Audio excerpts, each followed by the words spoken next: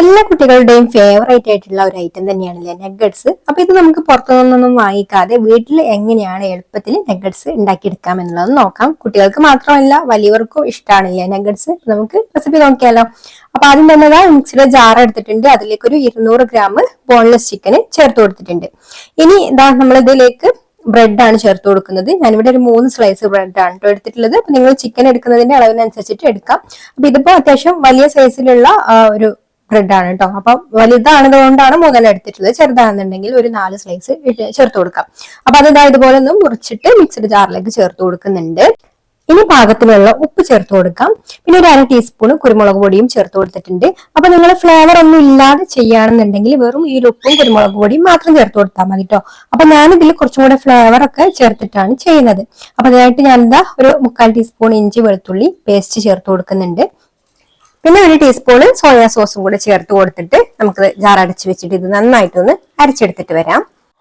അപ്പൊ അതായത് ഞാനിവിടെ അരച്ചെടുത്തിട്ടുണ്ട്. ഇനി നമുക്ക് ഇതുപോലെ ഒരു പരന്ന പ്ലേറ്റിലേക്ക് ഇത് മാറ്റിയിട്ട് ഇതൊന്ന് നന്നായിട്ട് കുഴച്ചെടുക്കണം. അപ്പൊ അതിനായിട്ട് കയ്യിൽ കുറച്ച് ഓയിലോ സൺഫ്ലവർ ഓയിലോ ഒലീവ് ഓയിലോ ഏതെങ്കിലും ഒരു ഫ്ലേവർ ഇല്ലാത്ത ഓയിൽ ആക്കി കൊടുത്തിട്ട് ഇതുപോലെ നന്നായിട്ടൊന്ന് കുഴച്ചെടുക്കാം. അപ്പൊ ഇതുപോലെ നന്നായിട്ട് കുഴച്ചെടുത്തതിന് ശേഷം ഇനി നമ്മൾ ഇതുപോലെ ഒന്ന് പരത്തി കൊടുക്കാം കേട്ടോ. ചെറിയൊരു കനത്തിൽ നമ്മൾ പുറത്തുനിന്നൊക്കെ നഗറ്റ്സ് വാങ്ങിക്കുന്ന ആ ഒരു കനത്തിൽ ഒന്ന് പരത്തിയെടുത്താൽ മതി. ഒരുപാട് കനത്തിലായി കഴിഞ്ഞാൽ പിന്നെ ഇത് നമ്മൾ ഫ്രൈ ചെയ്തെടുക്കുന്ന സമയത്ത് വെന്ത് കിട്ടില്ല കേട്ടോ. അപ്പൊ പച്ച ചിക്കൻ അല്ലേ, അപ്പൊ പെട്ടെന്ന് കുക്കായിട്ട് കിട്ടാൻ മാക്സിമം തിന്നായിട്ട് തന്നെ പരത്തിയെടുക്കാം. ഇതുപോലെ കൈ വെച്ചിട്ട് നന്നായിട്ടൊന്ന് പരത്തി കൊടുക്കുക കേട്ടോ. എന്നിട്ട് ഇങ്ങനെ ഒരു സ്ക്വയർ ഷേപ്പിൽ ആക്കി എടുത്തിട്ടുണ്ട്. ഞാനിത് കട്ട് ചെയ്ത് ചെയ്യുമ്പോൾ നല്ലൊരു ഷേപ്പ് കിട്ടാൻ വേണ്ടിയിട്ട്. അല്ലെങ്കിൽ പിന്നെ നമുക്ക് സൈഡിൽ നിന്നൊക്കെ ഇങ്ങനെ കട്ട് ചെയ്ത് മാറ്റേണ്ടി വരും. അപ്പൊ നിങ്ങളത് ഇതുപോലെ പരത്തി എടുക്കുന്ന സമയത്ത് കുറച്ച് സ്റ്റിക്കി ആയിട്ടാണ് ഇരിക്കുന്നതെന്നുണ്ടെങ്കിൽ കട്ട് ചെയ്ത് എടുക്കുന്നതിന് മുന്നേ ആയിട്ട് ഒന്ന് ഫ്രീസറിൽ വെച്ചാൽ മതി കേട്ടോ. ഒരു 15 മിനിറ്റ് ഒക്കെ ഒന്ന് ഫ്രീസറിൽ വെച്ചിട്ട് കട്ട് ചെയ്തെടുക്കുകയാണെന്നുണ്ടെങ്കിൽ കറക്റ്റ് ആ ഒരു ഷേപ്പിൽ തന്നെ കിട്ടും. ഇതിപ്പോ സ്റ്റിക്കി ആയിട്ടൊന്നും അല്ല. പിന്നെ ചിക്കന് എടുക്കുന്ന സമയത്ത് വെള്ളമൊക്കെ നന്നായിട്ട് വാർത്തെടുത്തതിന് ശേഷം എടുക്കുകയാണെന്നുണ്ടെങ്കിൽ നല്ല ടൈറ്റ് ആയിട്ട് തന്നെ കിട്ടും കേട്ടോ.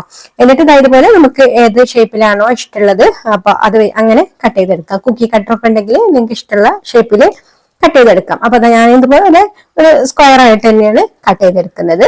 അപ്പൊ ഇതുപോലെ കട്ട് ചെയ്തെടുത്തിട്ട് പിന്നെ നമുക്ക് കത്തി വെച്ചിട്ട് ഇതുപോലെ പതുക്കെ ഒന്നിങ്ങനെ ഒന്ന് പൊക്കിയെടുത്താലും മതി കേട്ടോ. ഇത് ഓരോ പീസും ഇതുപോലെ ഒന്ന് പൊക്കിയെടുക്കാം.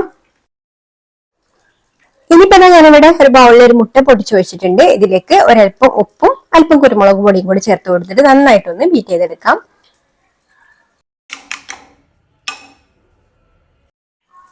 ഇനി നമ്മൾ കട്ട് ചെയ്ത് വെച്ചിട്ടുള്ള ഓരോ പീസും എടുത്തിട്ട് ഇതുപോലെ മുട്ടയിലൊന്ന് നന്നായിട്ട് ഡിപ്പ് ചെയ്ത് കൊടുക്കുക. എന്നിട്ട് ബ്രെഡ് ക്രംസിലേക്ക് വെച്ച് കൊടുത്തിട്ട് ബ്രെഡ് ക്രംസ് വെച്ചിട്ട് നന്നായിട്ടൊന്ന് കോട്ട് ചെയ്ത് കൊടുക്കുക കേട്ടോ. അപ്പൊ ബ്രെഡ് ക്രംസ് നന്നായിട്ട് ഇതുപോലെ ഒന്ന് പ്രസ് ചെയ്ത് കൊടുക്കുക കേട്ടോ, അതിലൊന്ന് വേറിട്ട് പോവാതിരിക്കാൻ വേണ്ടിയിട്ട്. ഇനി ഓയിൽ ഇവിടെ ചൂടായി വന്നിട്ടുണ്ട്. അതിലേക്ക് നമ്മൾ ഓരോന്നും ഇതുപോലെ ഒന്ന് വെച്ച് കൊടുക്കാം. വെച്ച് കൊടുത്ത് ഇട്ട് കൊടുക്കുന്ന സമയത്ത് ഹൈ ഫ്ലെയിമിൽ വെക്കുക. പിന്നെ തീ നന്നായിട്ട് കുറച്ച് വെക്കുക കേട്ടോ. ലോ ഫ്ലെയിമിൽ വെച്ചിട്ട് വേണം ഇത് ഫ്രൈ ചെയ്തെടുക്കാൻ വേണ്ടിയിട്ട്. കാരണം ഇതൊരു പച്ച ചിക്കൻ അല്ലേ, അപ്പൊ കുക്കായിട്ട് വരാന് സാവധാനം കുക്കായിട്ട് വരുള്ളൂ. അപ്പൊ അതുവരെ ബ്രെഡ് ക്രംസ് കരിഞ്ഞു പോകരുത്. അപ്പോൾ സാവധാനം നമുക്കിതൊന്ന് പൊരിച്ചെടുക്കാം ലോ ഫ്ലെയിമിൽ വെച്ചിട്ട്.